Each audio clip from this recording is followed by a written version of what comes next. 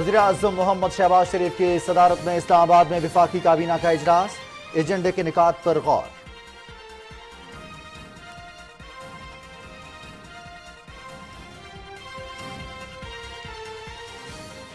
पाकिस्तान के डिफॉल्ट के मुतालिक फैलाई गई खबरों में कोई सदाकत नहीं।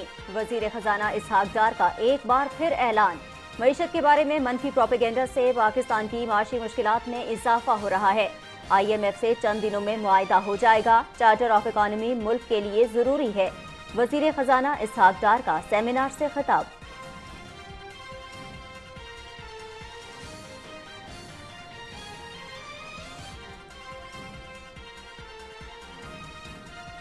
इमरान खान के बच्चे लंदन में और कौम के बच्चे डंडे खा रहे हैं। इमरान खान ने कारकुनों को ढाल बना रखा है। अदालत बुलाए तो कहता है जान को खतरा है, लेकिन रैली में इमरान खान शौक से जाता है। PTI ने कल के ड्रामे में पुलिस के जवानों को जख्मी किया। क्या पुलिस जवानों की जानों की कीमत कासिम और सुलेमान से कम है? चीफ ऑर्गेनाइजर मुस्लिम लीग नून मरियम नवाज का पार्टी के नौजवान क़यादत से खिताब।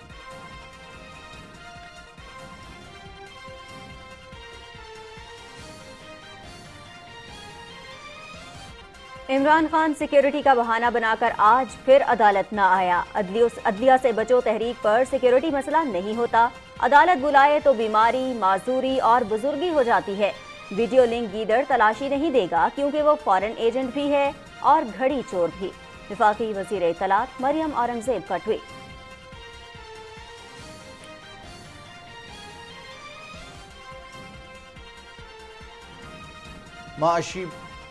माशी बहरान पर काबू पाने के लिए सियासी इस्तेहकाम बेहद जरूरी है। मुल्क तशद्दुद की सियासत का मुतहम्मिल नहीं हो सकता। इमरान खान तशद्दुद का रास्ता छोड़ दें। शेड्यूल के मुताबिक सितंबर अक्टूबर में एक ही वक्त में इलेक्शन के इनेकाद से मुल्क के अरबों रुपए बचाए जा सकते हैं। उमूर कश्मीर और गिलगित बल्तिस्तान के लिए वज़ीर आज़म की मुशीर कमर ज़मान कायरा की मीडिया से गुफ्तगू।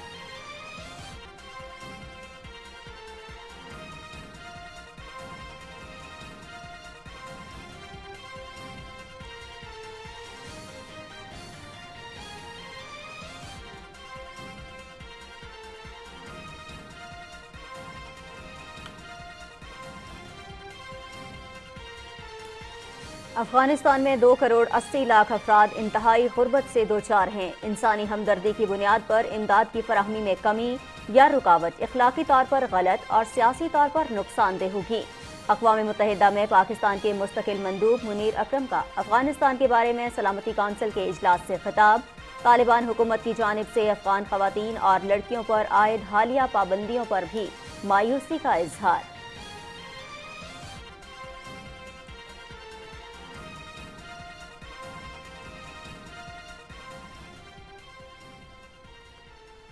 मकबूजा बैतुल मक़दिस में इसराइली फौज के ताज़ा हमले, मजीद 3 फ़लस्तीनी शहीद। सिहोनी फौज ने जाबा के इलाके में फायरिंग करके फ़लस्तीनियों को शहीद किया। 2 दिनों में शहीद होने वाले फ़लस्तीनियों की तादाद 10 हो गई है। पुरतशद्दुद कार्रवाइयों के बाद जनीन में हालात कशीदा।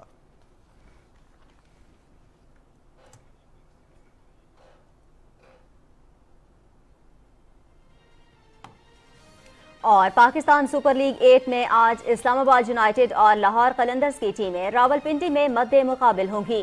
मैच शाम 7 बजे से PTV स्पोर्ट्स HD पर बराह रास्त नशर किया जाएगा। पॉइंट्स टेबल पर कलंदर्स पहले, यूनाइटेड दूसरे नंबर पर मौजूद। दोनों टीमें पहले ही प्ले ऑफ मरहले के लिए क्वालिफाई कर चुकी हैं।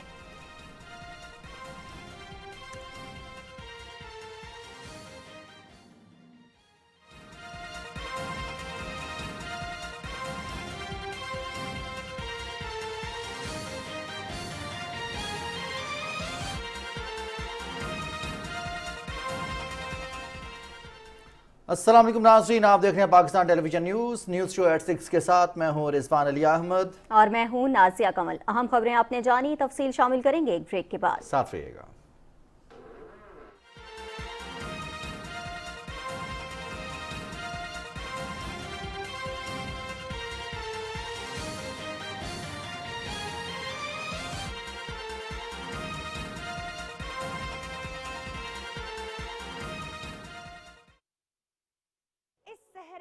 सफरनामे में आप हमारे साथ महवे नजारा हो जाएं। Travelling tunes of Pakistan.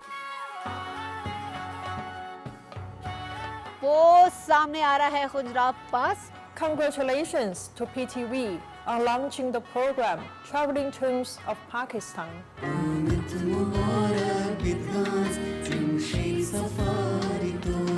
یہ خوبصورت مقام، یہ خوبصورت منظر، یہ نظارے آپ دیکھ رہے ہیں۔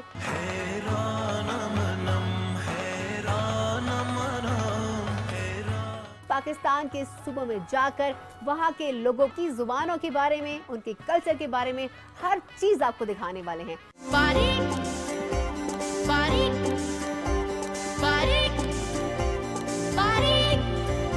ٹریولنگ ٹیونز آف پاکستان میں چترالی بہن بھائیوں کو خوش آمدید۔ آج کا ہمارا پڑاؤ ہے چترال میں۔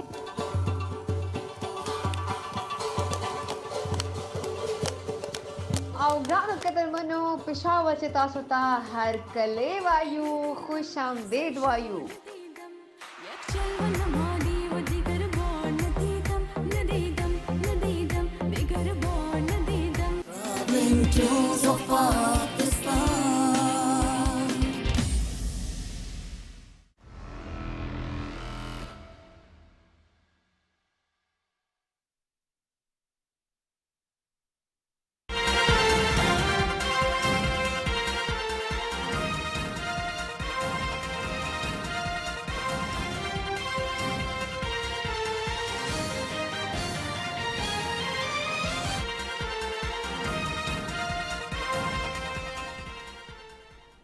بریک کے بعد پروگرام میں خوش آمدید۔ سب سے پہلے آپ کو بتائیں، وزیر خزانہ اسحاق ڈار نے کہا ہے کہ ملک کو اس وقت چارٹر آف اکانومی کی ضرورت ہے۔ IMF سے چند دنوں میں معاہدہ ہو جائے گا۔ اسلام آباد میں معیشت کی بحالی کے حوالے سے سیمینار کا انعقاد کیا گیا۔ اس سیمینار سے خطاب کرتے ہوئے وزیر خزانہ نے کہا کہ معیشت کے بارے میں چلائے جانے والے پروپیگنڈا مہم ملک کے لیے نقصان دہ ہے۔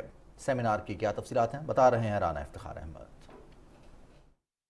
وزیر خزانہ اسحاق ڈار نے کہا کہ 2013 میں بھی پاکستان ڈیفالٹ کے دہانے پر تھا، سخت محنت کر کے معیشت کو ترقی کے راستے پر ڈالا۔ انہوں نے کہا کہ اس بار بھی ملک کو مشکلات سے نکالیں گے۔ Previous government had agreed to a loan facility in 2019 which was extended finance facility with the IMF.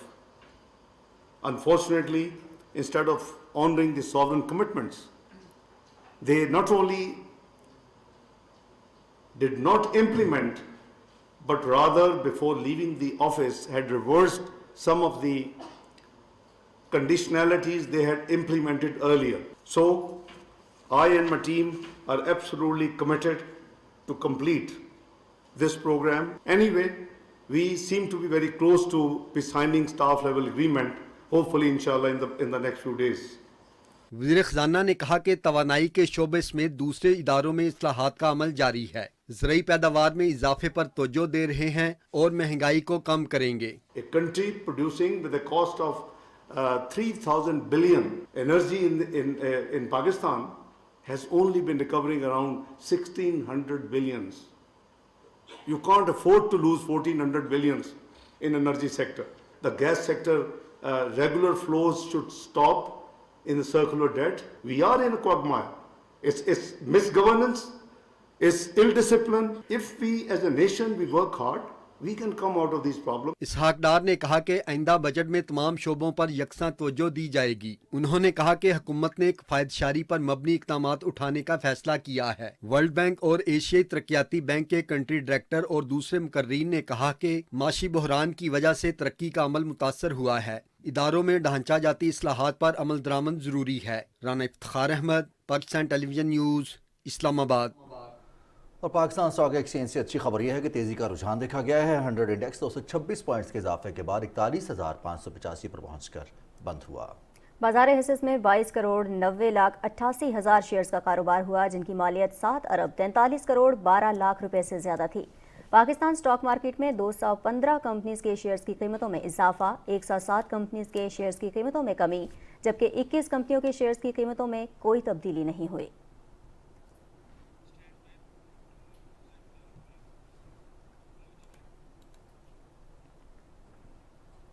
ناظرین، اکانومی کی تازہ ترین صورتحال، آج کا اہم سیمینار اور پھر اسٹاک ایکسچینج سے آنے والی اچھی خبریں اور پاکستان کی معاشی صورتحال کے حوالے سے امید کی کرن ہے۔ ہمارے ساتھ معروف ماہر معیشت مرزا اختیار بیگ صاحب ہیں۔ السلام علیکم مرزا صاحب۔ جی وعلیکم السلام۔ جی سر بہت شکریہ آپ نے وقت دیا پاکستان ٹیلی ویژن نیوز کو. سر ہم دیکھ رہے ہیں کہ وزیر خزانہ اسحاق ڈار نے آج سیمینار سے خطاب کرتے ہوئے کہا ہے کہ عالمی مارکیٹ میں پاکستان کی مصنوعات کی رسائی ایک چیلنج ہے. کیا وجہ ہے کہ ہم عالمی منڈی تک رسائی بہتر بنانے میں ابھی تک کامیاب نہیں ہوئے, اور کاروباری طبقہ اس حوالے سے کیا کردار ادا کر سکتا ہے؟ دیکھیے بہت اچھا سوال ہے. ہماری پیداواری لاگت ہر گھنٹے بڑھ رہی ہے, ہر روز بڑھ رہی ہے, ہر مہینے بڑھ رہی ہے. بجلی کی قیمتوں میں اضافہ ہوا ہے, گیس کی قیمتوں میں 74% اضافہ ہوا. ایکسپورٹ کی صنعت کو, ہماری 5 صنعتوں کو رعایتی گیس کی قیمت تھی وہ ہٹا لی گئی ہے, اور نارمل قیمت جو ہے پر MMBTU لگ گئی ہے. اس کے علاوہ ہمارے بینکوں کی جو شرح سود ہے اس میں اتنا اضافہ ہو گیا. ابھی حال ہی میں اسٹیٹ بینک نے اپنی ڈسکاؤنٹ ریٹ 70% سے بڑھا کے 20% کیا. لہذا بینکوں کے لینڈنگ ریٹ 21 یا 22% پر پہنچ گیا.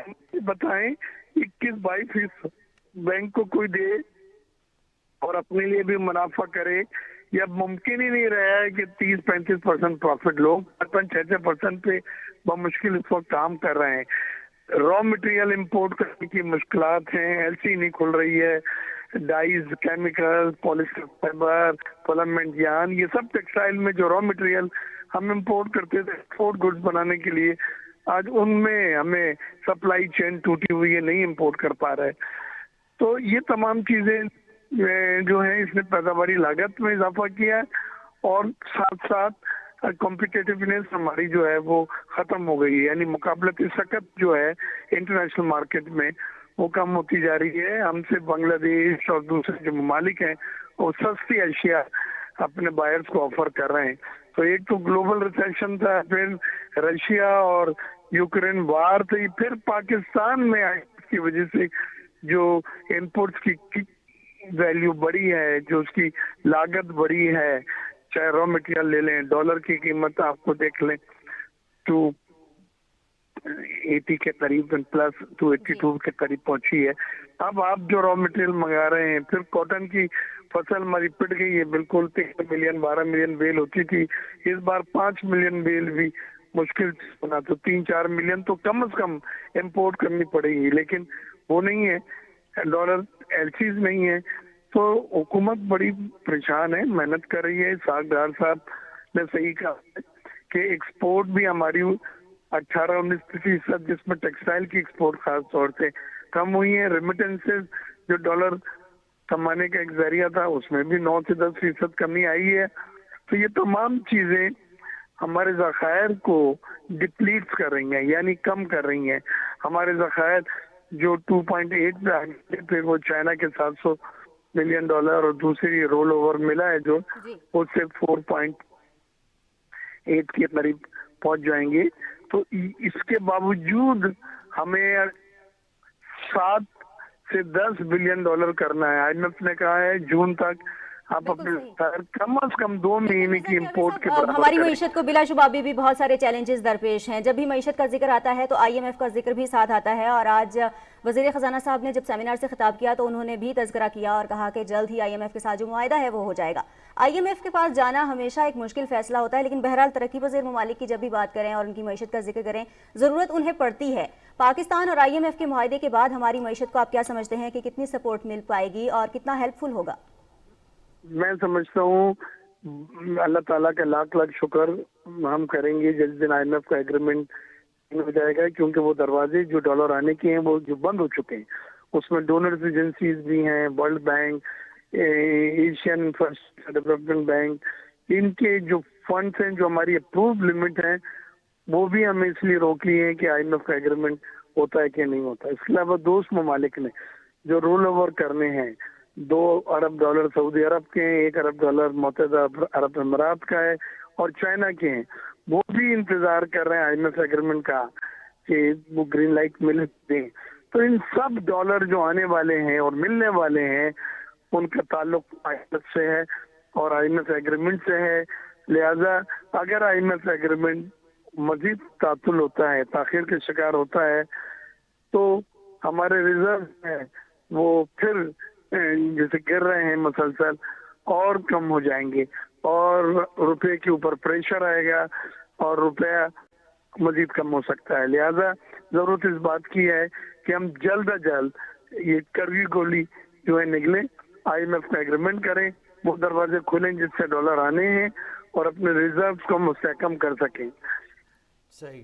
مرزا صاحب, ہماری جب بھی انٹریکشن ہوتا ہے, بات ہوتی ہے, ایک سوال اور ایک تذکرہ میثاق معیشت کا لازمی ہوتا ہے, جسے وقت کی ضرورت بھی کہا جاتا ہے. سیاسی جماعتیں اگر اس ایشو پر اکٹھا نہیں ہوتی تو اس کے کیا نتائج ہوں گے؟ کیونکہ ہم تو بار بار بات کر رہے ہیں, آپ بھی, جو ہمارے کاروباری طبقہ ہے وہ بھی یہ بات کرتا ہے, میثاق معیشت پر سب کو اکٹھا ہونا چاہیے. دیکھیں, آج بھی اسحاق ڈار صاحب نے جو کہا ہے کہ آئی ایم ایف کے ایگریمنٹ سائن کرنے میں جو ایک بڑی رکاوٹ سیاسی عدم استحکام ہے, ملک میں سیاسی انتشار ہے, ملک میں یہ جلسے جلوس, یہ ریلیاں, لوگوں کا مرنا, لوگوں کا گرفتار ہونا, یہ کوئی بھی لینڈر ایجنسی یعنی بینک کو اس کو مثبت نہیں لیتے وہ. تو یہ تمام چیزیں ہمیں بہت بڑا نقصان پہنچا رہی ہیں کہ ملک میں سیاسی عدم استحکام ہے. میں تمام سیاسی جماعتوں سے ہاتھ جوڑ کے یہ کہتا ہوں کہ خدا را آپ کے جو بھی پولیٹیکل موٹیوز ہوں آپس میں, لیکن ملک میں میثاق جمہوریت تو ایک سائن کر لیں جس میں معاشی روڈ میپ ایک دے دیا جائے, جس میں بڑے ایشوز پہ سب متفق ہوں. چلے چھوٹے ایشوز ہر حکومت اپنے طور پہ ہینڈل کرے. بالکل, اگر مسائل کا حل کرنا ہے تو اس کے لیے تمام سیاسی جماعتوں کو ایک پیج پر اکٹھا ہونا ہوگا اور میثاق معیشت کے لیے بھی غور کرنا ہوگا. بہت شکریہ مرزا اختیار بیگ صاحب, ہمارے ساتھ موجود رہے اور ہماری جو اس وقت معاشی صورتحال ہے اس پر بڑی تفصیل سے آپ نے بات چیت کی. ناظرین, راولپنڈی اسلام آباد میں اذان مغرب کا وقت ہوا چاہتا ہے, آئیے سننے کی سعادت حاصل کرتے ہیں.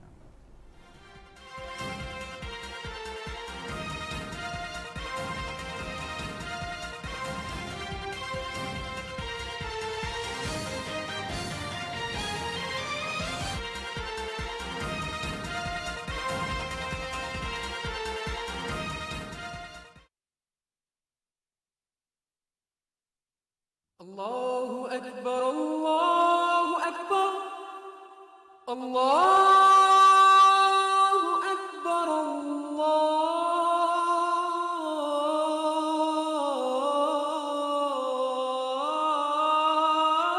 الله أكبر أشهد أن لا إله إلا الله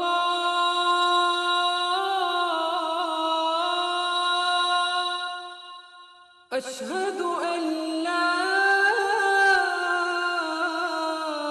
إله إلا الله أشهد أن محمد رسول الله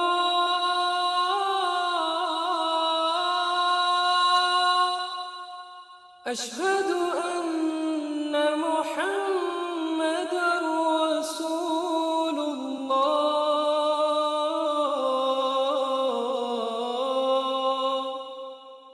حي على الصلاة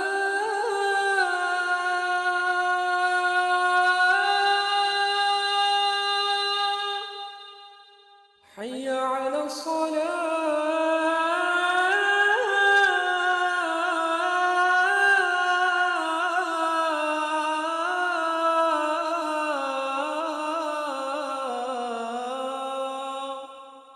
حي على الفلاح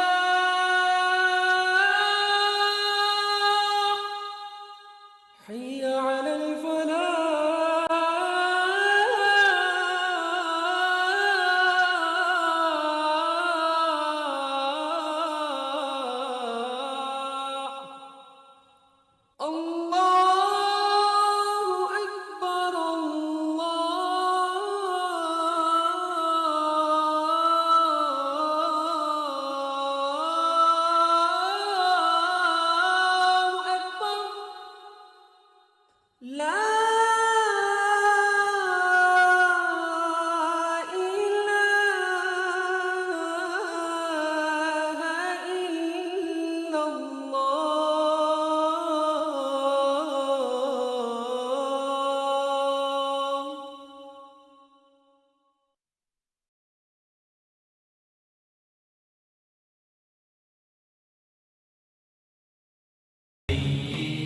حضرت ابو ہریرہ رضی اللہ تعالیٰ عنہ سے روایت ہے کہ رسول اکرم صلی اللہ علیہ وسلم نے فرمایا، بدگمانی سے بچتے رہو کیونکہ بدگمانی سب سے جھوٹی بات ہے، اور لوگوں کے رازوں کی قرید نہ کیا کرو، اور نہ لوگوں کی نجی گفتگو کو کان لگا کر سنو، آپس میں دشمنی پیدا نہ کرو بلکہ بھائی بھائی بن کر رہو۔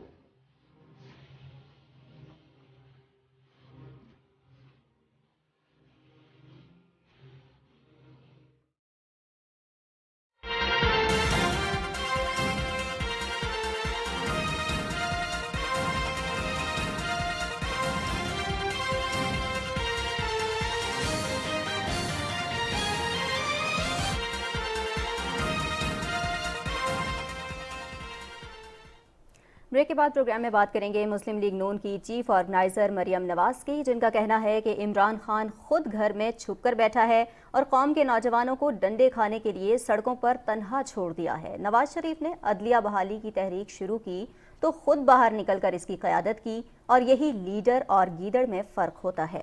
لاہور میں پارٹی کی نوجوان قیادت سے خطاب کرتے ہوئے مریم نواز نے کہا کہ عمران خان ایسا گیدڑ ہے جس نے نوجوان کارکنوں اور خواتین کو اپنے لیے ڈھال بنا رکھا ہے۔ بڑے افسوس سے مجھے یہ کہنا پڑ رہا ہے کہ جو کال دی کوئی ریلی کی، جس طرح جیل بھرو تحریک کی کال دی اور اس کا ایندھن بنایا ورکرز کو، ینگسٹرز کو، اور خود گھر میں چھپ کے بیٹھے رہے۔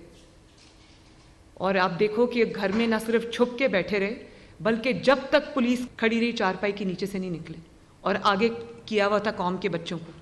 کل جو بچہ، جو قوم کا نوجوان ایک ہلاک ہوا ہے، میں نے آج ابھی کہا ہے کہ اس کی انویسٹیگیشن ہونی چاہیے، لیکن کیا اس بات کا جواب ینگسٹرز کو نہیں مانگنا چاہیے؟ کون سی دنیا کی ایسی کیمپین ہے یا کون سی دنیا کی ایسی تحریک ہے جس میں لیڈر چھپ کے گھر میں بیٹھا ہو اور ینگسٹرز کو اور پاکستان کی یوتھ کو ڈنڈے کھانے کے لیے آگے کر دیا ہو؟ پاکستان کی یوتھ کو بھی اس چیز کا احساس ہونا چاہیے کہ یہ جو ان کو نعرے ان کو دکھائے جا رہے ہیں یا دل فریب خواب دکھائے جا رہے ہیں، ان کی حقیقت کیا ہے؟ ان کو اپنے بچے تو لنڈن میں بڑی سیف جگہوں پہ بٹھائے ہوئے ہیں، ان کو کوئی انگلی بھی نہیں لگا سکتا۔ قوم کے بچے جو ہے ان کو آپ کہتے ہو کہ سڑک پہ آؤ اور مار کھاؤ اور میری کیمپین لیڈ کرو، خود آپ گھر سے نہیں نکلتے۔ مسلم لیگ نون میں نواز شریف صاحب نے اپنے کارکنان کو کبھی اپنی شیلڈ نہیں بنایا، اس ملک کی یوتھ کو اپنی شیلڈ نہیں بنایا۔ میں نے پہلا گیدڑ دیکھا ہے جس نے کارکنان کو اپنی شیلڈ بنایا، حالانکہ لیڈرشپ نواز شریف جیسی ہو تو وہ کارکنان کی شیلڈ بن جاتا ہے۔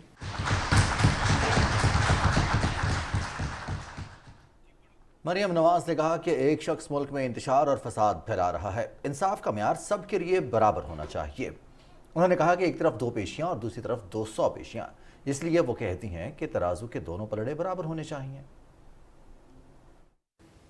جب میں بابا رحمتہ کی بات کرتی ہوں اور جب میں پیناما بینچ کی بات کرتی ہوں اور جب میں اس کے ہینڈلرز کی بات کرتی ہوں، عمران کی بات کرتی ہوں، تو میں اس لیے بات کرتی ہوں کہ یہ قوم کے سب سے بڑے مجرم، اور پاکستان کی یوتھ کو یہ ڈیمانڈ کرنی چاہیے کہ ان ملزموں کو، مجرموں کو ان کے کیفر کردار تک پہنچایا جائے۔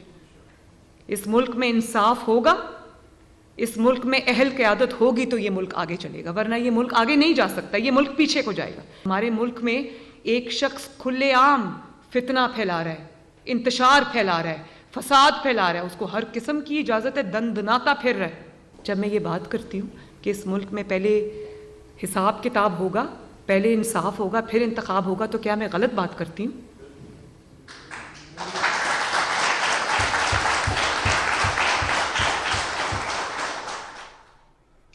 وزیر اطلاعات مریم اورنگزیب نے کہا ہے کہ دہشت گردی کی واپسی کا ذمہ دار فورن فنڈڈ گھڑی چور سیکیورٹی کا بہانہ بنا کر آج پھر عدالت نہیں آیا۔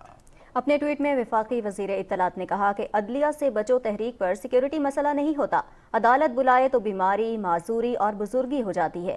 انہوں نے کہا کہ ویڈیو لنک گیدڑ تلاشی نہیں دے گا کیونکہ وہ فورن ایجنٹ بھی ہے اور گھڑی چور بھی۔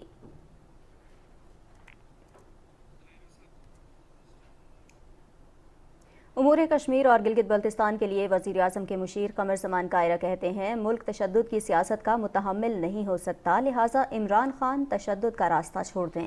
لاہور میں ایف سی کالج کے سائنس فیئر میں تقریب میں شرکت کے بعد میڈیا سے گفتگو کی قمر زمان کائرہ نے تفصیل بتا رہی ہیں فرحانہ خان۔ لاہور میں میڈیا سے باتیں کرتے ہوئے امور کشمیر اور گلگت بلتستان کے لیے وزیر اعظم کے مشیر قمر زمان کائرہ نے گزشتہ روز لاہور میں تحریک انصاف کے کارکنوں کی جانب سے پولیس پر تشدد کے واقعے کی شدید مذمت کرتے ہوئے کہا کہ تشدد کا کسی صورت دفاع نہیں کیا جا سکتا۔ اس دن اگر پولیس نے یہ بات کہی تھی کہ ہم نے 144 نافذ کر دی ہے، اب ریلی نہیں نکال سکتے، تو court was the best way, وہاں سے ان کو انصاف ملتا ہی ہے، بجائے اس کے کہ ان کے کارکن پولیس پہ چڑھ دوڑتے، ان کی گاڑیاں توڑتے، ان کو لاٹھی چارج ان پہ پولیس پہ کرتے۔ خان صاحب کو بھی چاہیے کہ وہ پرتشدد گفتگو کا اور پرتشدد سیاست کا راستہ چھوڑے اور امن کا راستہ اختیار کرے۔ انہوں نے کہا کہ آصف علی زرداری مفاہمت اور پرامن سیاست کے حامی ہے اور اس وقت معاشی بحران پر قابو پانے کے لیے سیاسی استحکام بے حد ضروری ہے۔ انہوں نے کہا کہ شیڈیول کے مطابق ستمبر اکتوبر میں ایک ہی وقت میں الیکشن کے انعقاد سے ملک کے اربوں روپے بچائے جا سکتے ہیں۔ اس سے پہلے ایف سی کالج کی سائنس فیئر تقریب سے خطاب میں قمر زمان کائرہ نے کہا کہ سائنس کی ترقی سے ہی سوچ میں تبدیلی پیدا ہوئی اور اب سائنس کی بدولت ہی انتہا پسندی کا خاتمہ ممکن ہوگا۔ انہوں نے تمام شعبوں میں ترقی کے لیے سائنسی علوم پر توجہ دینے کی ضرورت پر زور دیا۔ سائنس کی پروموشن سے ایک کام تو یہ ہوا کہ دنیا میں بہت زیادہ فیسلٹیز آئیں، humanity became very rich and very prosperous, اس میں بہت سارے مسائل، بیماریوں کا علاج ہوا، بھوک کا علاج ہوا۔ قمر زمان کائرہ نے سائنس فیئر میں طالب علموں کے پروجیکٹس دیکھے اور ان کی کوششوں کو سراہا۔ فرحانہ خان، پاکستان ٹیلی ویژن نیوز، لاہور۔ وزیر مملکت فیصل کریم کنڈی کہتے ہیں کہ عمران خان نے ہمیشہ اپنے محسنوں کی کردار کشی کی۔ ان کے حالیہ بیانات سے ظاہر ہوتا ہے کہ وہ اپنے ذاتی مفاد کے لیے کسی بھی حد تک جا سکتے ہیں۔ انہوں نے کہا کہ پی ٹی آئی نے پہلے اسمبلی سے استعفوں کا ڈھونگ رچایا، اسپیکر قومی اسمبلی تصدیق کے لیے بلاتے رہے، لیکن جیسے ہی ان کے استعفے منظور ہوئے عدالتوں سے استعفوں کی منظوری روکنے کی اپیل کر دی اور ضمنی انتخابات معطل کرنے کے لیے عدالتوں کے چکر لگاتے رہے۔ فیصل کریم کنڈی نے کہا کہ حالیہ سیلاب میں بے نظیر انکم سپورٹ پروگرام کے تحت تقریباً 28 لاکھ متاثرہ خاندانوں میں فی خاندان 25,000 روپے تقسیم کیے گئے ہیں۔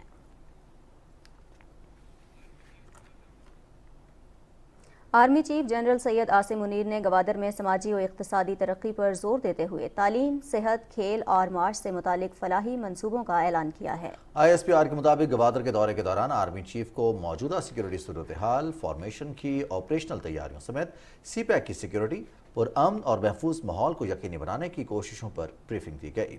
آرمی چیف نے تمام رینکس کی کاوشوں کو سراہتے ہوئے بلوچستان کے عوام کی بھلائی کے لیے پیشہ ورانہ عزم کے ساتھ کام جاری رکھنے پر زور دیا ہے۔ سپہ سالار نے مقامی افراد، منتخب نمائندوں اور مختلف شعبہ زندگی سے تعلق رکھنے والے افراد سے بھی ملاقات کی۔ اس موقع پر انہوں نے کہا کہ مٹھی بھر گمراہ عناصر بلوچستان کے عوام اور مسلح افواج کے عزم کو متزلزل نہیں کر سکتے۔ مسلح افواج امن اور خوشحالی کو یقینی بنانے کے لیے پرعزم ہیں۔ آرمی چیف کے دورے کے موقع پر وزیر اعلیٰ بلوچستان عبدالقدوس بزنجو اور کور کمانڈر کوئٹہ بھی موجود تھے۔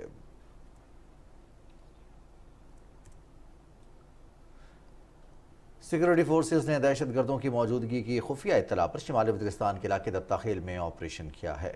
آئی ایس پی آر کے مطابق آپریشن میں 9 دہشت گرد مارے گئے۔ آپریشن کے دوران دہشت گردوں کے ساتھ فائرنگ کا شدید تبادلہ ہوا، جس میں کل پہلے 6 دہشت گرد مارے گئے تھے۔ سیکورٹی فورسز نے علاقے میں سرچ آپریشن کیا، اس میں مزید 3 دہشت گرد آج ہلاک کر دیے گئے۔ مارے جانے والے دہشت گردوں کے قبضے سے بھاری تعداد میں اسلحہ اور گولہ بارود قبضے میں لے لیا گیا ہے۔ علاقے کے مقامی افراد نے دہشت گردوں کے خلاف سیکورٹی فورسز کے آپریشن کو سراہا۔ انہوں نے دہشت گردی کی لعنت کے خلاف جاری جنگ میں پاک فوج کی مکمل حمایت کے عزم کا اعادہ کیا۔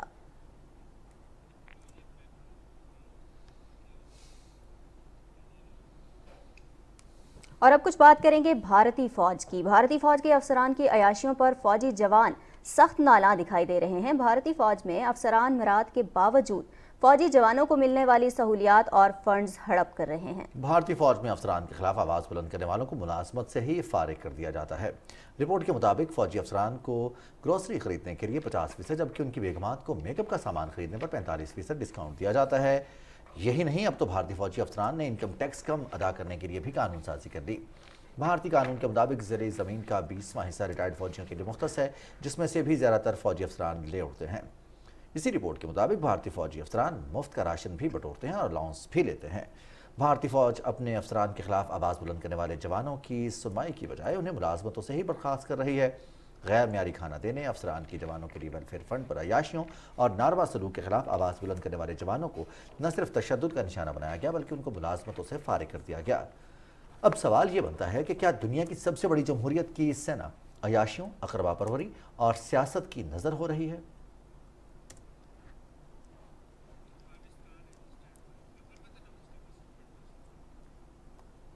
افغانستان کے حوالے سے آپ کو آگاہ کریں گے شمالی صوبہ بلخ میں گورنر کے دفتر میں دھماکہ ہوا ہے، جس میں صوبائی گورنر مولوی محمد داؤد مزمل سمیت متعدد افراد جاں بحق اور زخمی ہوئے ہیں۔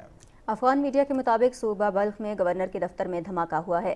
دھماکے میں صوبائی گورنر مولوی محمد داؤد مزمل سمیت کم از کم 3 افراد جاں بحق اور 5 زخمی ہوئے ہیں۔ افغان میڈیا رپورٹس کے مطابق دھماکہ خودکش تھا اور جانی نقصانات میں اضافے کا خدشہ ہے۔ تاحال کسی بھی تنظیم نے اس حملے کی ذمہ داری قبول نہیں کی۔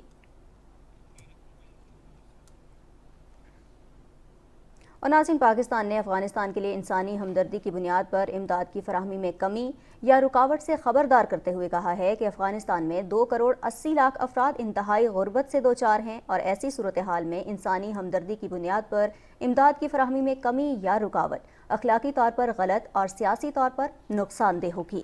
اقوام متحدہ میں پاکستان کے مستقل مندوب منیر اکرم نے گزشتہ روز افغانستان کی صورتحال پر سلامتی کونسل کے اجلاس میں خطاب کرتے ہوئے کہا کہ افغانستان کو انسانی ہمدردی کی بنیاد پر امداد کی فراہمی میں کمی یا رکاوٹ سے افغان عوام، جن میں خواتین اور بچے بھی شامل ہیں، کہ انسانی حقوق کو نقصان پہنچے گا، جنہیں عالمی برادری برقرار رکھنا چاہتی ہے۔ پاکستانی مندوب نے اقوام متحدہ کے سیکریٹری جنرل کی افغانستان کی بحالی کے منصوبے کے لیے $4.2 بلین کی مکمل فنڈنگ فراہم کرنے کا مطالبہ کیا۔ انہوں نے افغان خواتین اور لڑکیوں پر عائد حالیہ پابندیوں پر بھی مایوسی کا اظہار کرتے ہوئے امید ظاہر کی کہ افغانستان کی پوری حکومت اسلامی احکامات کے مطابق ان مسائل کو حل کرے گی۔ منیر اکرم نے کہا کہ پاکستان نے حالیہ مہینوں میں کالعدم تنظیم TTP اور اس جیسی دہشت گرد تنظیموں کی طرف سے دہشت گرد حملوں کے ایک سلسلے کا سامنا کیا ہے، جن کی بیرونی طور پر مالی امداد کی جاتی ہے۔ اور ناظرین، بات ہم کر رہے ہیں افغانستان کی موجودہ صورتحال کی۔ اس وقت اسی صورتحال پر بات کرنے کے لیے ہمیں جوائن کیا ہے ڈاکٹر مسرت امین صاحبہ نے۔ آپ ماہر ہیں بین الاقوامی امور کی اور گہری نظر رکھتی ہیں۔ السلام علیکم ڈاکٹر صاحبہ، بہت شکریہ آپ نے پاکستان ٹیلی ویژن نیوز کو وقت دیا۔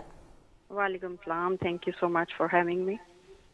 اچھا ڈاکٹر صاحبہ، افغانستان کی جو موجودہ صورتحال ہے وہ ہمارے سامنے ہے، پھر منیر اکرم صاحب کا اگر ہم ذکر کریں تو انہوں نے بہت مضبوط انداز میں پاکستان کا موقف بھی پیش کیا ہے، اور اس میں کوئی دو رائے نہیں ہے کہ افغانستان کی جو انسانی ہمدردی کی بنیاد پر امداد ہے اس میں کمی نہیں ہونی چاہیے، لیکن اس کے ساتھ ساتھ پھر انسانی حقوق کے حوالے سے عالمی برادری کے کچھ تحفظات بھی ہیں جن کو دور کرنے میں طالبان حکومت ہمیں کامیاب ہوتی نظر نہیں آ رہی۔ ایسی صورتحال میں نتیجہ کیا نکلے گا؟ صورتحال کس جانب جاتی دکھائی دے رہی ہے؟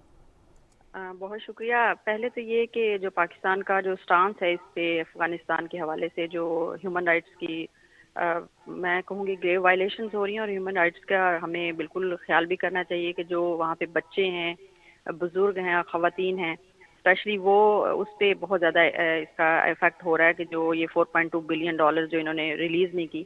تو پاکستان نے اپنا شروع سے جو موقف رکھا ہے نا کہ ڈپلومیٹک سپورٹ جو ہے انسانی ہمدردی کی بنیاد پر، وہ پاکستان نے واضح طور پہ یونائٹڈ نیشن میں اس چیز کا اظہار بھی کیا ہے، اور اس اظہار کرنے کی 2 کنسرنز ہیں۔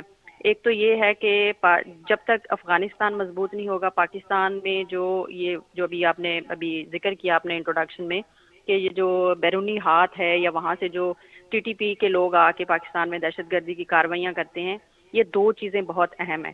ایک تو وہ رکے گی اور پاکستان اس سے اسٹرانگ ہوگا، اور دوسرا بیرونی ہاتھ کس کو جو لارجر جس کا امپیکٹ ہے یا جس کا فائدہ ہوگا وہ اس کا بھی ہمیں پتہ ہے کہ کون اس میں انوالو ہے، تو پاکستان نے اس کی طرف بھی انڈیکیٹ کیا ہے۔ اسی لیے پاکستان نے کہا ہے کہ جتنی بھی ہیومن رائٹس کی جو آرگنائزیشنز ہیں ان کو بڑا سیریسلی اس کی طرف دیکھنا چاہیے۔ باقی جہاں تک رہ گیا آپ کے سوال کا تعلق، آپ نے کہا کہ جو طالبان ہیں وہ اس چیز کو دیکھیں، طالبان کو بالکل آئسولیٹ کر دیا گیا۔ جب ایک ملک کو آپ آئسولیٹ کر دیں گے، ان کے ساتھ نیگوشیٹ نہیں کریں گے ڈفرینٹ چیزوں پہ، تو بات آگے نہیں بڑھے گی۔ دیکھیں، امریکہ نے جب اپنا یہاں سے جب نکلنا تھا تو تب بھی دوحہ ایگریمنٹ انہوں نے کیا، اور اس کے بعد جب انہوں نے پیس پروسیس کو کنٹینیو کرنا تھا تب بھی انہوں نے طالبان سے بات چیت کی۔ تو اب کیوں نہیں کر رہے؟ کیونکہ امریکہ کا تو نوشن یہی ہے کہ ہیومن رائٹس کی جو پاسداری انہوں نے کرنی ہے، ڈیموکریسی کو پروموٹ کرنا ہے، فری ٹریڈ کی انہوں نے بات کی۔ یہ تینوں چیزیں ہی افغانستان کے حوالے سے جب ہم بات کرتے ہیں وہ تینوں چیزیں فیل ہو جاتی ہیں۔ تو امریکہ کو سنجیدگی سے اس چیز پہ سوچنا ہوگا، طالبان کو انگیج کرنا ہوگا نیگوشیشنز میں، تب ہی جا کے کوئی اس مسئلے کا حل نکلے گا۔ اب دیکھیں، امریکہ سول سپر پاور ہے اس پورے ورلڈ میں، اس کی ایک رسپانسبلٹی ہے۔ جب ہم کہتے ہیں نا کہ ہیجمونک اسٹیبلٹی تھیوری کی جب ہم بات کرتے ہیں تو ہیجمون کی رسپانسبلٹی ہوتی ہے کہ کہیں بھی کوئی اس طرح کی کمزوری یا ویکنس جس سے نہ صرف خطہ بلکہ دنیا کے امن کو خطرہ ہو سکتا ہے تو ان کو انگیج کرنا ہوتا ہے۔ جب وہ انگیج کرتے ہیں تو باقی جو آرگنائزیشنز ہوتی ہیں یا باقی جو پاورفل دوسری اسٹیٹس ہوتی ہیں وہ فالو سوٹ کرتی ہیں اسی سپر پاور کو. تو اگر امریکہ اس جانب آئے گا تو میرا خیال ہے کہ خود بخود باقی جو آرگنائزیشنز ہیں، یورپین یونین ہے یا باقی جو پاورفل اسٹیٹس ہیں وہ بھی آئیں گی. تو سب سے بہترین اس کا حل یہی ہے کہ ڈاکٹر صاحب یوں تو ہم دیکھ رہے ہیں کہ امریکہ کی جانب سے ابھی تک جو عبوری حکومت ہے اس کو تسلیم نہیں کیا گیا، دیگر پابندیاں مطالبات بھی سامنے ہیں اور دیگر ممالک بھی اس کو فالو کر رہے ہیں، لیکن ہم دیکھ رہے ہیں کہ جیسے ٹی ٹی پی اور دیگر دہشت گرد تنظیمیں ہیں وہ پاکستان میں کارروائیاں کر رہی ہیں، اور ہماری حکومت کا اور ہماری سیکورٹی فورسز کا یہ موقف ہے کہ ہم تو ہر طرح سے اپنی سرزمین کی حفاظت کریں گے اور سرحدوں اور عوام کی حفاظت ہماری اولین ترجیح ہے. کیا اثر پڑ سکتا ہے پاکستان اور افغانستان کے تعلقات پر اگر یہ دہشت گردانہ کارروائیاں جو افغانستان کی سرزمین کو استعمال ہوتے ہوئے کی جاتی ہیں پاکستان میں، پاکستان اور افغانستان کے تعلقات پر کیا اثر پڑ سکتا ہے؟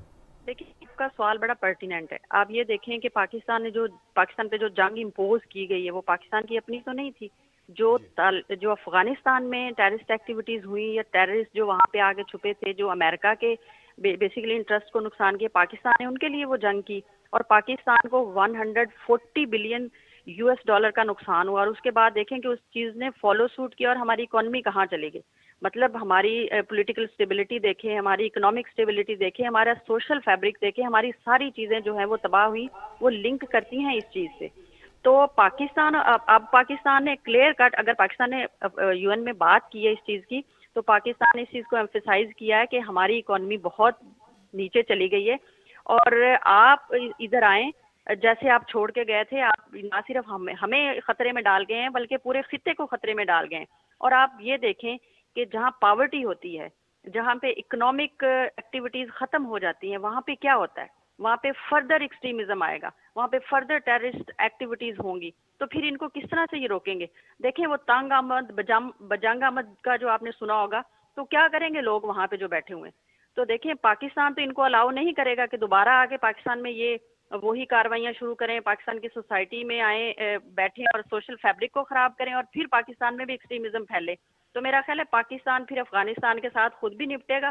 پھر دنیا کو یہ کہنے کی میرا خیال ہے کہ کوئی ان کے اخلاقی وہ جرت نہیں رہ جائے گی کہ پاکستان کو وہ کریں. پاکستان بار بار چیخ کے یہ بتا رہا ہے کہ اگر آپ ان کو نیگوشیشنز میں انوالو نہیں کریں گے تو یہ ہمارے لیے بھی خطرہ ہے، اس خطے کے لیے بھی خطرہ ہے، اس دنیا کے لیے بھی خطرہ ہے. مذاکرات کسی بھی مسئلے کا بہترین حل ہوتے ہیں اور یقیناً اس مسئلے کو بھی مذاکرات سے ہی حل ہونا چاہیے. بہت شکریہ ڈاکٹر مسرت امین صاحبہ، آپ ہمارے ساتھ موجود رہیں. آپ ماہر ہیں بین الاقوامی امور کی اور افغانستان کی جو موجودہ صورتحال ہے اس پر ہم نے بات کی. کچھ بات کریں گے مقبوضہ بیت المقدس کی، جہاں اسرائیلی فوج کے تازہ حملے میں مزید 3 فلسطینی شہید ہو گئے ہیں. فلسطینی وزارت صحت کے مطابق صہیونی قابض فوج نے جابا کے علاقے میں فائرنگ کر کے فلسطینیوں کو شہید کیا. گزشتہ روز بھی اسرائیلی حملوں میں 7 فلسطینی شہید ہوئے تھے، جس کے بعد 2 دنوں میں شہید ہونے والے فلسطینیوں کی تعداد 10 ہو گئی ہے.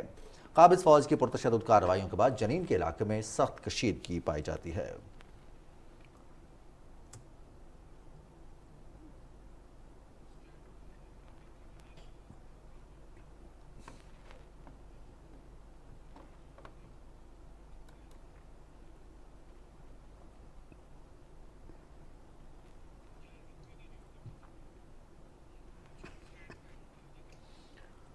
اور اب کچھ بات کریں گے انسانی صحت کے حوالے سے. گردے انسانی جسم کا ایک اہم حصہ ہیں جن کے ذمے صفائی کا کام ہے. ہر جسم میں 2 گردے ہوتے ہیں، لیکن اللہ کی قدرت یہ ہے کہ اگر کسی وجہ سے ایک گردہ متاثر ہو تو دوسرا مکمل کام کرتا ہے. بالکل، اور گردوں کی اہمیت بلا شبہ بہت زیادہ ہے اور انسانی جسم میں گردوں کی جو اہمیت ہے اس کو اجاگر کرنے کے لیے، اس کے حوالے سے شعور لوگوں تک پہنچانے کے لیے آج کے دن کو مختص کیا گیا ہے گردوں کے عالمی دن کے طور پر، اور اس دن کو ہر سال منایا جاتا ہے. کیوں منایا جاتا ہے، ضرورت کیوں پیش آئی، بتا رہی ہیں ازکا مقصود.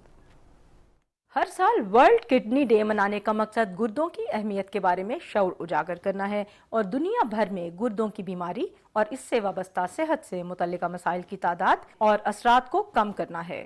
گردوں کا مرض پاکستان بھر میں تیزی سے پھیلنے والے امراض میں سے ایک ہے. پاکستان میں لاکھوں افراد گردوں کی بیماری میں مبتلا ہیں. طبی ماہرین کا کہنا ہے کہ عام افراد ورزش، وزن پر قابو پانے اور متوازن غذا سے اپنے گردوں کی دیکھ بھال کریں.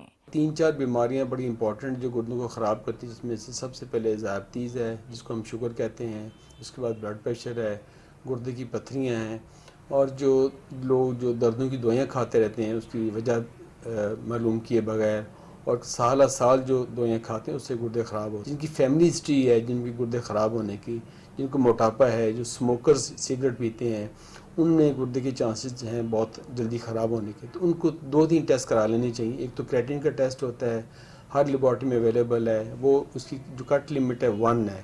اگر 1 سے زیادہ ہے تو آپ کو نیفرولوجسٹ کو دکھانا چاہیے. تحقیق کے مطابق ہر 10 میں سے ایک شخص گردے کی بیماری میں مبتلا ہے. دل کے بعد گردے ہمارے جسم کا اہم عضو ہیں. مناسب غذا کھائیں، اچھی طرز زندگی اپنائیں، چند احتیاطی تدابیر اختیار کر کے اپنے گردوں کی حفاظت کیجیے. اسکا مقصود، پاکستان ٹیلی ویژن نیوز، لاہور. حسکا مقصود کی رپورٹ آپ نے ملاحظہ کیا. اور اب گردوں کے عام امراض کون سے ہیں یہ جان لیتے ہیں. ہمارے ساتھ موجود ہیں ڈاکٹر محمد رمضان صاحب. ڈاکٹر صاحب السلام علیکم. وعلیکم السلام. سر بہت شکریہ آپ نے وقت دیا. آپ نیفرولوجسٹ ہیں، گردوں کے امراض کے حوالے سے آپ ماہر ہیں. عام امراض کون سے ہیں اور کیا علامات ظاہر ہونے پر فوری طور پر ڈاکٹر سے رجوع کرنا چاہیے؟ آپ لوگوں کا بھی بہت بہت شکریہ کہ اس معاملے کی طرف آپ لوگوں نے توجہ دی. یہ بہت آج کل گردوں کی بیماری پوری دنیا میں پھیلی ہوئی ہے اور پاکستان میں خاص طور، اور یہ توجہ طلب مسئلہ ہے. جو عام طور پہ بیماریاں ہیں، ایک تو شوگر ہے، جن لوگوں کی شوگر کنٹرول نہیں ہوتی، ڈائبٹیز سے یہ دنیا میں نمبر 1 ہے. دوسری آ جاتی ہے وہ لوگ جن کا بلڈ پریشر ہوتا ہے لیکن وہ بلڈ پریشر کو کنٹرول نہیں کرتے، تو جہاں ان کو فالج کے اٹیک ہوتے ہیں، ہارٹ کے اٹیک ہوتے ہیں، وہیں گردے بھی ان کے خراب ہو جاتے ہیں. تیسرا جو ہمارے ملک میں بہت زیادہ کامن چیز ہے وہ پتھریاں ہیں. لوگ پتھریاں پال لیتے ہیں لیکن پتھریاں آج کل ایسا بیماری ہے کہ جن کا علاج ہے اور پتھریوں سے گردے فیل نہیں ہونے چاہیے، لیکن ہمارے ہاں مریض گردے فیل کر کے آتے ہیں پتھریوں کے ساتھ. ٹھیک ہے. اس کے علاوہ ہمارے ہاں پانی کی ناقص جو غذائیں ہیں اور جو ملاوٹ شدہ غذائیں ہیں اور جو ہم نے قدرتی غذائیں چھوڑ دی ہیں، قدرتی سبزیاں چھوڑ دی ہیں، وہ بھی ایک بہت بڑا فیکٹر ہے. اس کے علاوہ ہمارے ہاں ملک میں دواؤں کے سیلف میڈیکیشن جس کو کہتے ہیں کہ خود بخود ہی کسی وجہ سے دوائیوں کا استعمال ہے. تو یہ بہت ساری یہ دل کی بیماریاں، یہ جو فالج کی ہیں بیماریاں، شوگر کی دوائیں، دردوں کی دوائیں، تو بہت سی ان میں ایسی دوائیں ہوتی ہیں جو گردوں پہ افیکٹ کرتی ہیں اور ڈاکٹر کی جو پرسکرائب میڈیسن ہے اتنی ڈوز میں اس طریقے سے کھانی چاہیے. سیلف جس کو کہتے ہیں کہ بذات خود ہی لے کے درد ہوئی ہے تو دوائی کھاتے رہے، مطلب یہ بھی گردوں کو خراب کرتی ہیں. سے بچنے. اچھا ڈاکٹر صاحب، گردوں کے جو امراض ہیں کیا وہ موروثی ہیں، والدین سے بچوں کو منتقل ہو سکتے ہیں؟ اور دوسرا یہ بھی بتائیے گا کہ ایسے افراد جو شوگر یا پھر بلڈ پریشر کے مریض ہیں ان میں گردوں کے امراض کا خطرہ کتنا ہے؟ موروثی بھی ہیں لیکن موروثی میں جو بیماریاں ہیں ان کی پرسنٹیج 2 سے 4% ہے. باقی جو زیادہ تر بیماریاں ہیں، جیسے ابھی ہم نے بات ہوئی آپ نے بھی کی کہ شوگر کے جو مریض ہیں ان کا ہے جو کنٹرول نہیں کرتے، تو ان میں جو ایک یہ شوگر جو ہے وہ 2 طرح کی ہوتی ہے. ایک جو بچپن میں لگ جاتی ہے اس کو ٹائپ 1 کہتے ہیں، اور جو بعد میں لگتی ہے 30-40 سال کے بعد وہ ٹائپ 2 کہتے ہیں. تو اس میں جو انٹرنیشنل فگر ہیں اس میں 40 سے 50% تک آج کل آ رہی ہیں فگر کہ یہ لوگ جو ہے نا گردوں کی بیماری کا شکار ہو جاتے ہیں. اور ڈاکٹر صاحب ہم دیکھ رہے ہیں کہ مختلف غذائیں ہیں جو کہ گردوں کو فعال رکھنے میں معاون ہوتی ہیں. آپ بتائیے گا ایسی کون سی غذائیں ہیں جن سے بچنا ضروری ہے تاکہ وہ ہمارے گردوں کو متاثر نہ کریں، یا پھر ہمارا لائف سٹائل کیا ہونا چاہیے کہ ہم اپنے خاص طور پر جو ہمارے جسم کی صفائی کرتے ہیں گردے ان کو محفوظ رکھ سکیں؟ ہاں، اس میں یہ ایک بڑی امپورٹنٹ چیز ہے کہ جو نیچر نے ہمارے لیے پانی بنایا ہوا ہے 0 کیلری، وہ ہم نے اس کا انٹیک کم کر دیا ہے. تو اس کی جگہ ہم نے یہ جو شیلف میں پڑی ہوئی ڈرنکس ہیں ان کو لینا شروع کر دیا ہے. تو یہ ڈرنکس جو ہیں یہ ویسے بھی ہیلتھ کے لیے ٹھیک نہیں اور کڈنی کے لیے بھی یہ ٹاکسک ہوتی ہیں. تو ایک تو لوگوں میں بھی یہ رجحان بہت کم ہو گیا. ہمارے پاس لوگ آتے ہیں بچے آج کل خاص طور پہ کہ وہ پانی نہیں پیتے، तो अब इस तरह इंटेक अगर कम होगा तो भी गुर्दे मुतासिर होंगे। बहुत शुक्रिया डॉक्टर मोहम्मद रमज़ान साहब, आप हमारे साथ मौजूद रहे। गुर्दों के अमराज पर हमने कुछ बात की, और रिजवान हम सेहत का जिक्र कर रहे हैं। सेहत अच्छी हो तो उसके साथ साथ अच्छी मौसीकी जो है वो भी अच्छा असर डालती है, और ऐसी ही मौसीकी जो है वो सराइकी ज़ुबान की मौसीकी भी है, जिसको हम एक अच्छी मौसीकी कह सकते हैं। एक ऐसी मौसीकी जो आपकी सेहत और मूड दोनों पर बड़े अच्छे असरात मुरतब करती है। मेरा इश्क भी तू मेरा यार भी तू, ये अल्फाज हैं, ये वो तरन्नुम है जो जैसे ही जहन में आती है तो एक नाम सबके जहन में आता है, और वो है उस्ताद पठान खान का। आज उनकी 23वीं बरसी मनाई जा रही है। पठान खान की फ़नी खिदमत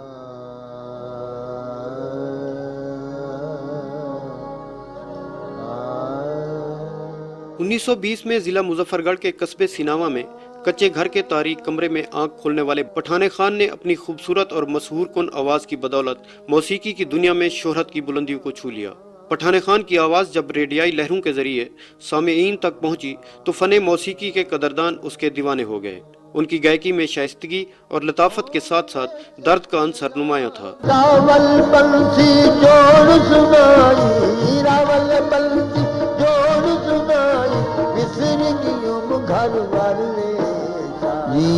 आसमाना कलाम में अल्लाह दे हबीब की खुशबू आंदी है, और इन्हां लफ्ज़ों की कैफियत मैं महवना गुमना।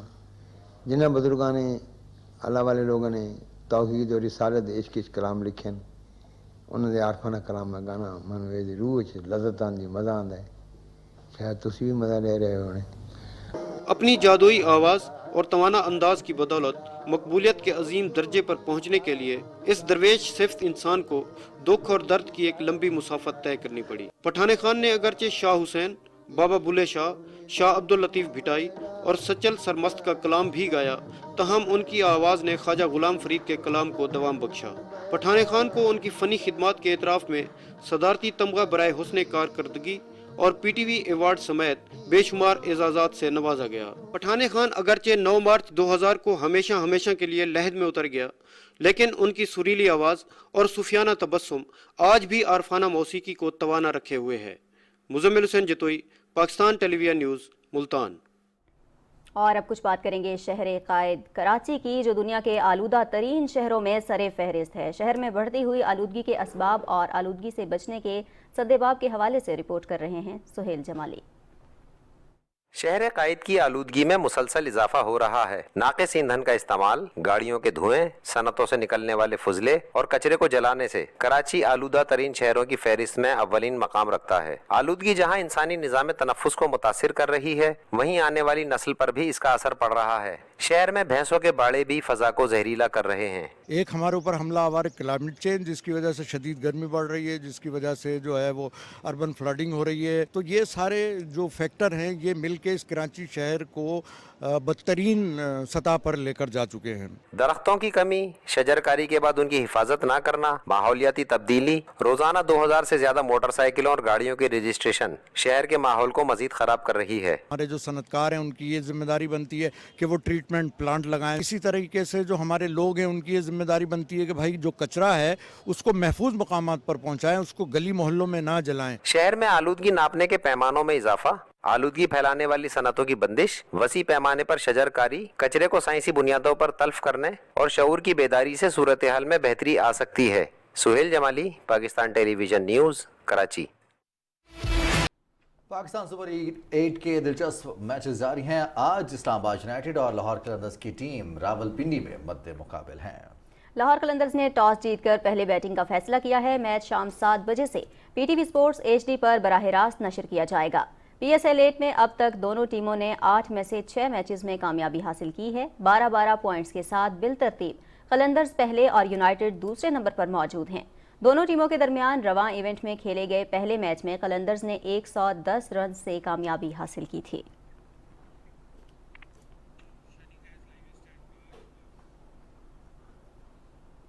और नाज़रीन, पिंडी स्टेडियम में चौकों और छक्कों की बरसात के साथ ही मुकाबलों में दिलचस्पी मजीद बढ़ गई है। आज कलंदर्स और यूनाइटेड की टीम्स टकरा रही हैं। इस वक्त मैचेस के हवाले से क्या सूरत हाल है, ये जानते हैं। पिंडी स्टेडियम में हमारे साथ हमारे नुमाइंदे ज़िशान क़य्यूम मौजूद हैं। ज़िशान, बताइएगा, पिंडी का क्राउड और पिंडी स्टेडियम की रौनकें, क्या सूरत हाल है? फहीम अशरफ, बाबर आजम और उसके बाद मार्टिन गुप्टिल, इन सब की शानदार बल्लेबाजी ने पाकिस्तान सुपर लीग की रौनकें मज़ीद बढ़ा दी हैं। फहीम अशरफ ने जिस तरह से इस्लामाबाद यूनाइटेड को जीत दिलवाई, उसके बाद बाबर आजम की PSL में पहली सेंचुरी, और फिर मार्टिन गुप्टिल ने शानदार चेज़ करके जिस तरह से कोयटा ग्लैडिएटर्स को वापस इवेंट में लेकर आए, वो सब ही के लिए बहुत ज़्यादा दिलचस्पी का बाइस था। अब इवेंट जो है वो मुकम्मल तौर पर खुला है, वाइड ओपन है आखिरी 2 टीमों के लिए। आज लाहौर कलंदर्स और इस्लामाबाद यूनाइटेड की टीमें जो हैं वो पिंडी स्टेडियम में मद्दे मुकाबिल हैं। शायकीन की आमद का सिलसिला है वो जारी है और दोनों टीमें जो हैं वो पहले ही प्ले ऑफ मरहले के लिए क्वालिफाई कर चुकी हैं। दोनों के 12-12 पॉइंट्स हैं। इनके दरमियान अगर कोई मुकाबला है, कोई जंग है, तो वो है पहली पोजीशन की। जो आज का मैच जीतेगी वो 14 पॉइंट्स हासिल करके पहली पोजीशन हासिल कर लेगी। पेशावर ज़ल्मी, मुल्तान सुल्तान्स और कोयटा ग्लैडिएटर्स के दरमियान मुकाबला है कि अब ये प्ले ऑफ मरहले के लिए जो आखिरी 2 पॉइंट्स हैं, जो आखिरी 2 सीट्स हैं, जो आखिरी 2 प्लेसेस हैं, उनमें कौन जगह बनाएगा। तो कौन सी टीमें फाइनल 4 मरहले में पहुंचेंगी, कौन सी टीमें अपनी जगह पक्की करेंगी, इसका फैसला कुछ दिन में हो जाएगा। जी ज़ीशान, आपने सूरत हाल से आगाह किया। और नाज़रीन, PSL 8 की हम बात कर रहे हैं। गुज़िश्ता रोज़ पेशावर ज़ल्मी और कोयटा ग्लैडिएटर्स के मैच में कई रिकॉर्ड्स बन गए हैं। कोयटा ग्लैडिएटर्स ने 8 विकेटों से मैच में कामयाबी हासिल की। 241 रन का पहाड़ जैसा हदफ 18.2 ओवर्स में हासिल करके रिकॉर्ड बना डाला। जेसन रॉय ने PSL की दूसरी तेज तरीन सेंचुरी और सबसे बड़ा इनफरादी स्कोर भी बनाया। फातिहाना इनिंग्स खेलने वाले जेसन रॉय मैच के बेहतरीन खिलाड़ी करार पाए। मजीद क्या तफसील बताएंगे मोहम्मद यूनुस। पिंडी क्रिकेट स्टेडियम में खेले गए मैच में पेशावर ज़ल्मी के कप्तान बाबर आजम ने टॉस जीतकर बैटिंग का फैसला किया और मुकर्ररा 20 ओवर्स में 2 विकेटों पर 240 रन बनाए। ज़ल्मी ने मैच के आगाज से ही छक्कों और चौकों की बारिश कर दी। ओपनर्स बाबर आजम और साइम अयूब ने PSL की दूसरी बड़ी पार्टनरशिप बनाई। नसीम शाह तरफ स्ट्रोक करना चाहेंगे, जी हाँ वही कर दिखाया। दोनों बैटर्स ने 162 रन जोड़े। साइम अयूब ने 5 छक्कों और 6 चौकों की मदद से 34 गेंदों पर जारहाना 74 रन की इनिंग्स खेली।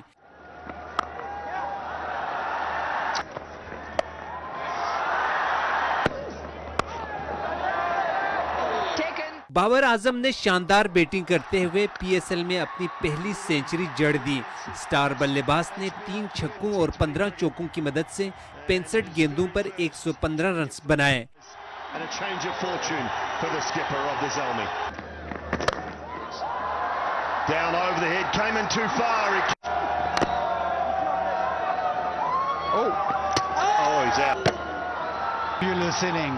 रोमन पावल ने 18 गेंदों पर 35 रन स्कोर किए। जवाब में कोयटा ग्लैडिएटर्स की तूफानी बैटिंग ने रिकॉर्ड पे रिकॉर्ड बना डाला। 241 रन का टारगेट 2 विकेटों पर हासिल करके बड़े हदफ के हुसूल का नया रिकॉर्ड कायम किया।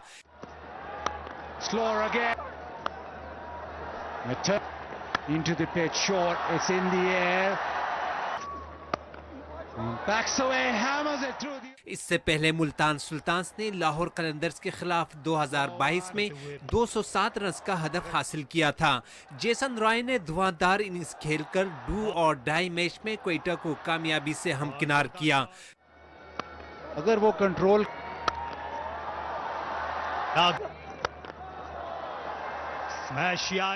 44 गेंदों पर PSL की दूसरी तेज तरीन सेंचुरी स्कोर की। उन्होंने 5 छक्कों और 20 चौकों की मदद से नाकाबिले शिकस्त 145 रन बनाए।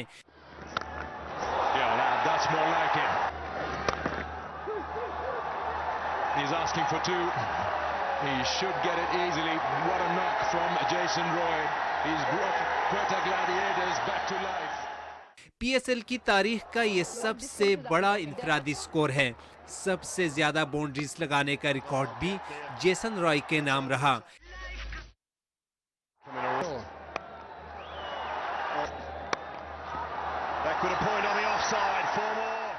इस कामयाबी के साथ कोयटा के पॉइंट्स की तादाद 6 हो गई है और प्ले ऑफ मरहले में रसाई की उम्मीद बरकरार है। Mohammad Yunus, Pakistan television news.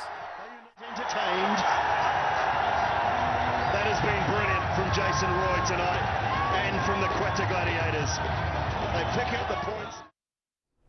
Report आपने मुलाहिजा की। इसी के साथ प्रोग्राम पहुंचा अपने इख्तिताम को। मजीद खबरों और अपडेट्स के लिए देखते रहिए पाकिस्तान टेलीविजन न्यूज़।